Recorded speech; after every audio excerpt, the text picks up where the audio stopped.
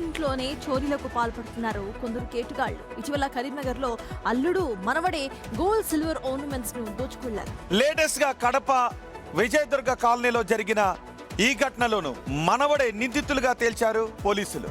48 గంటల్లోనే ఈ చోరీ కేసును ఛేదించారు పోలీసులు.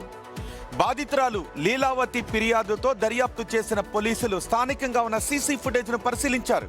విజువల్స్ లో అనుమానాస్పదంగా తిరుగుతున్న వ్యక్తిని గుర్తించి అతనెవరో అని ఆరా తీశారు. అతను మరెవరో కాదు, ఆమె మనవడు శంకర్ నాథే అని గుర్తించి వారి తీరులో ప్రశ్నించేసరికి అసలు విషయాలని కూడా ఒక్కొక్కటిగా బయటకొచ్చాయి.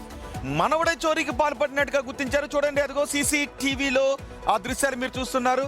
ఆ వేగంగా వెళ్ళిపోతున్న ఆ వ్యక్తి మనవడు, దొంగతనానికి పాల్పడిన వ్యక్తి. హైదరాబాద్ నుంచి వచ్చి చోరీ చేసి తిరిగి హైదరాబాద్ కు వెళ్ళిపోయినట్టుగా తేల్చారు పోలీసులు. అతని నుంచి 66 తులాల బంగారం, 700 గ్రాముల వెండిని స్వాధీనం చేసుకున్నారు అధికారులు. కుటుంబంలో విభేదాల కారణంగానే శంకర్నాథ్ ఈ చోరీకి పాల్పడినట్టు తెలిపారు పోలీసులు. రైట్, ఇక ఇదే అంశంపై మోర్ డీటెయిల్స్ మా ప్రతినిధి శివ అందిస్తారు. శివ, చెప్పండి, కుటుంబ కలహాలతో చోరీకి పాల్పడినట్టు తెలుస్తుంది. ఇప్పుడు ఆ అబ్బాయిని పట్టుకున్నారా, అదుపులోకి తీసుకున్నారా అధికారులు? ఎట్లాంటి కేసులు నమోదు చేశారు?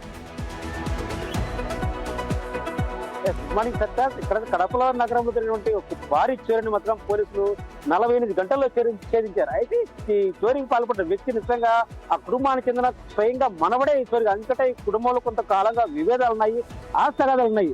ఎవరైతే ఉన్నారో లీలావతి తమ భర్త చనిపోవడంతో హైదరాబాద్ లో ఉన్న కొడుకు దగ్గరికి వెళ్ళింది. ఇది అదురుగా భావించిన మనవడు శంకర్, తను కూడా హైదరాబాద్ ఉంటాడు. అయితే విషయం తెలుసుకున్నాడు, నా అమ్మమ్మ ఇక్కడ లేదు హైదరాబాద్, విషయం ఎగ్జాక్ట్లీ మనం ప్లాన్ చేయాలనుకున్నాడు.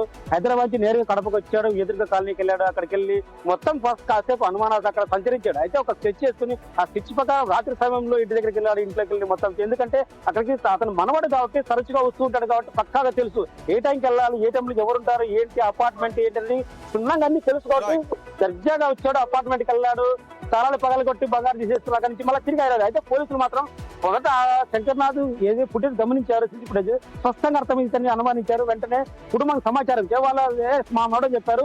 పోలీసులు తనదైన విచారిస్తే మాత్రం మొత్తం భారీగా దగ్గర 66 తోళ బంగారు, దీని వాల్యూ వచ్చి 70 లక్షలు ఉంటుంది, 70 లక్షలు ఉంటుంది. సో వెంటనే మొత్తం కేసు నమోదు చేసి మొత్తం రికవర్ చేశారు. రైట్ శివ, నిజానికి ఈ మధ్య జరుగుతున్న దొంగతనాల్లో అయిన వాళ్ళే చేస్తున్నారు. గతంలో మనవడు తాతను చంపి మరి ఆభరణాలు దోచుకు వెళ్ళిపోయిన దుర్మార్గమైన ఘటన కూడా చూసాం. సో ఈ వ్యక్తిపై ఎటువంటి కేసు నమోదు చేస్తారో చూద్దాం.